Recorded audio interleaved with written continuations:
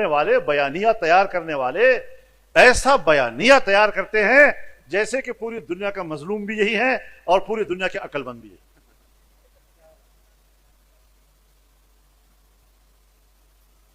کب تک لوگوں کو آپ بہلاتے رہو گے خوبصورت الفاظ کے ساتھ اور خوبصورت جملوں کے ساتھ؟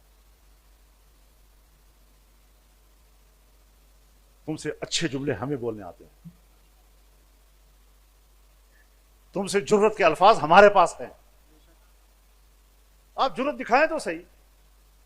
ہندوستان کے مقابلے میں آپ نے جرت دکھائی، ہم آپ کے ساتھ کھڑے تھے. لیکن ملک کی داخلہ پالیسی، امن و امان کے حوالے سے کون اعتماد کرے گا ہمارے پر اور کون ہمارے ساتھ تجارت کرے گا؟ آپ کے اپنے ملک کا لوگ باہر جا رہا ہے. پاکستانی کی محنت بھی اور پاکستانی کا روپیہ بھی باہر انویسٹ ہو رہا ہے. پاکستان میں کاروبار ختم ہو رہے ہیں.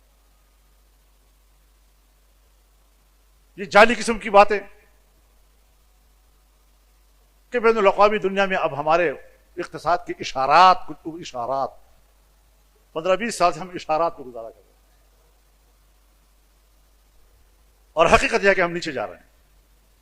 انڈیا کی معیشت ٹھیک، چائنا کی معیشت ٹھیک، افغانستان کی معیشت ہم سے ٹھیک، ایران کی معیشت ٹھیک، اور اس خطے میں اگر نیچے جا رہا ہے تو صرف پاکستان جا رہا ہے. تو کس کو الزام دے؟ تو اس اعتبار سے نہ ہمارا اقتصاد بہتر ہے، نہ ہمارا امن و امان بہتر ہے. ملک کی سلامتی داؤ پہ لگی ہوئی ہے. اور پارلیمنٹ میں اگر قانون سازی ہوتی ہے تو اس قانون سازی میں بھی طاقتور قوتیں اپنی گرفت مضبوط کرنے کے لیے قانون سازی کرا رہی ہیں، اپنی اتھارٹی کو مضبوط کرنے کی جنگ لڑ رہے ہیں. کوئی پارٹی اس وقت نظریات کی جنگ نہیں لڑ رہی اور اسٹیبلشمنٹ اپنی اتھارٹی کو مضبوط کرنے کی جنگ میں کامیاب ہوتی جا رہی ہے. 26ویں آئینی ترمیم ہوئی، 2/3 اکثریت ان کے پاس نہیں تھی. جمعیت علماء اسلام کے ووٹوں سے 2/3 اکثریت بن رہی تھی. ہم نے 1 مہینہ 1 ہفتہ مذاکرات کیے اور ان مذاکرات کے نتیجے میں حکومت نے جو ڈرافٹ بنایا ہوا تھا، یہ ڈرافٹ ان کا بنایا ہوا تھا، ہمارا نہیں تھا. ہم نے 34 شقوں سے ان کو دستبردار کرایا اور 22 شقوں پہ لے آیا ہم، اور پھر ہم نے 5 ترامیم شامل کی. ایک ترمیم کہ 1 جنوری 2028 سے ملک کے اندر سود کا خاتمہ کر دیا جائے. کیا حکومت بتا سکتی ہے کہ 1 جنوری 2028 تک سود کے خاتمے کے لیے بینکوں میں یا اداروں میں کوئی اس پر کام ہوا ہے؟ کوئی پیش رفت کی ہے گورنمنٹ نے؟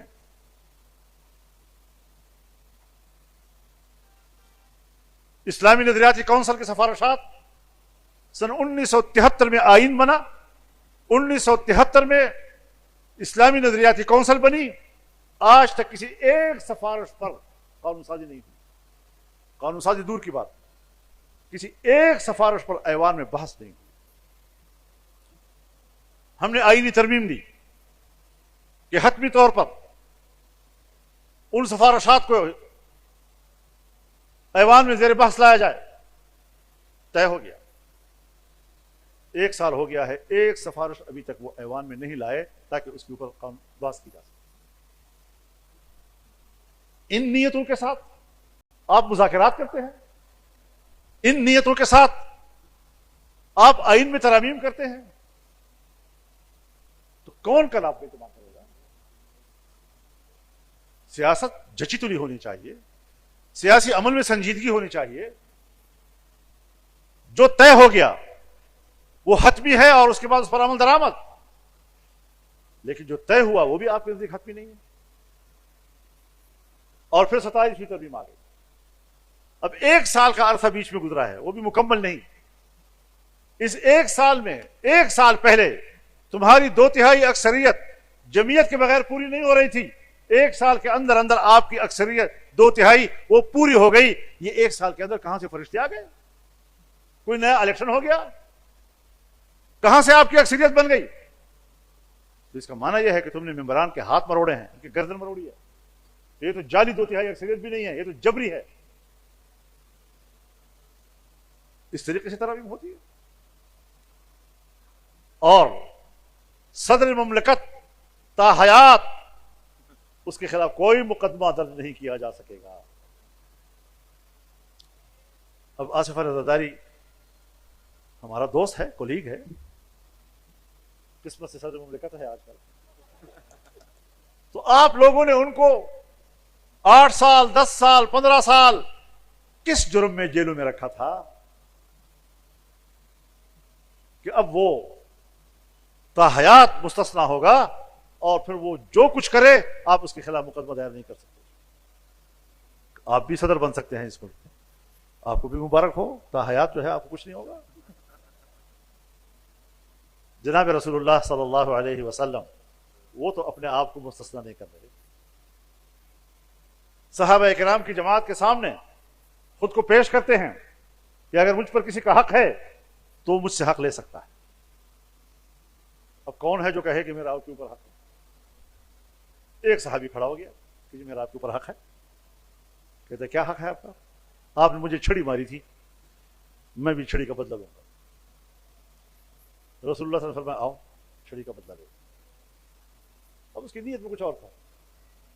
کہنے لگا میری پیٹھ تو ننگی تھی، آپ بھی اپنی پیٹھ ننگی کریں گے.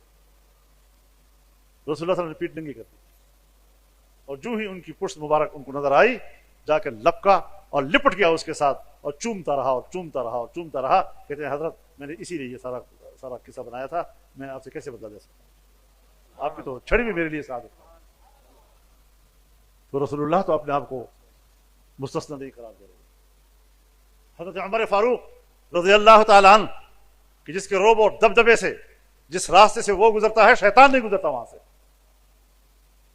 اور وہ بڑے اجتماع میں صحابہ کرام سے خود فرماتے ہیں کہ اگر عمر کجروی اختیار کر لے تو تم کیا کرو گے؟ اب کون ان کے سامنے کھڑا ہو کہ ہم کیا کریں؟ ایک صحابی پیچھے کھڑا ہو گیا، تلوار کھینچی اور کہا واللہ لو رأینا فیک اعوجاجا لقومناہ بحد سیوفنا، اگر ہم نے آپ کے اندر کوئی کجروی دیکھی تلوار سے سیدھا کر دیں گے اس کو. اب لوگ سوچ رہے تھے کہ پتہ نہیں عمر کیا رد عمل دے گا، اتنی بڑی بات اس نے کہہ دی. حضرت عمر نے جواب دیا الحمدللہ الذی جعل فی امت محمد من یقوم اعوجاج عمر بسیفہ. اس اللہ کی تعریف کہ جس نے حضرت محمد صلی اللہ علیہ وسلم کی امت میں ایسے لوگ بھی پیدا کیے ہیں کہ جو عمر کی کجروی کو تلوار سے سیدھا کرتے ہیں. حضرت ابوبکر صدیق رضی اللہ تعالیٰ عنہ خلیفہ بننے کے بعد فرماتے ہیں کہ میں تم میں سے کوئی بہتر آدمی نہیں ہوں، تم سے کوئی بڑا آدمی نہیں ہوں، لیکن مجھے خلیفہ بنایا گیا ہے. اب اگر میں صحیح کام کروں تو میری پیروی کرو، اور اگر میں غلط کام کروں مجھے سیدھا کرو. ہمارے حکمران ان سے بھی بہت مقدس آ گئے. 1400 سال کے بعد یہ ہم پر منکشف ہوا کہ ہمارے ملک کا حکمران اور طاقتور وہ مستثنا ہوگا قانون. یہ 8 فروری 2024 کے الیکشن کے نتیجے، یہ نتیجے ہیں جو آپ دے رہے ہیں، یہ اس الیکشن کے نتیجے ہیں. صرف یہ نہیں کہ حکمرانی ہو رہی ہے، اس حکمرانی کے نتیجے میں یہ سب کچھ سامنے آ رہا ہے آپ کے کہ خارجہ پالیسی ناکام، اقتصادی پالیسی ناکام، تجارتی پالیسی ناکام، قانون سازی میں بددیانتی، قانون سازی میں جھوٹ، اس قسم کی چیزیں آپ ہم پر مسلط کریں گے اور پھر ہم سے توقع رکھیں گے کہ ہم آپ کا تعاون کریں. تعاون کریں گے اچھے کاموں، تعاونوا علی البر والتقوی ولا تعاونوا علی الاثم والعدوان. برے کاموں میں ہم آپ کا ساتھ نہیں دے سکتے، ناجائز سفر میں ہم آپ کے ساتھ نہیں ہیں. تو یہ وہ ساری صورتحال ہے اس وقت کہ کچھ مختصر نقشہ میں نے اس کا آپ کے سامنے رکھا ہے، اور انشاءاللہ یہ سفر آپ کا اور ہمارا جاری رہے گا.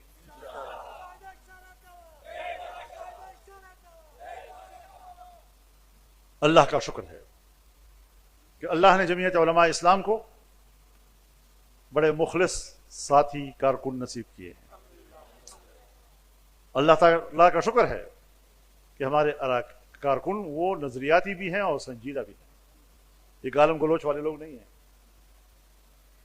اور الحمدللہ کہ اللہ تعالیٰ نے جمعیت علماء اسلام کو جو کارکن نصیب کیے ہیں وہ بہادر بھی ہیں، ڈرپوک نہیں.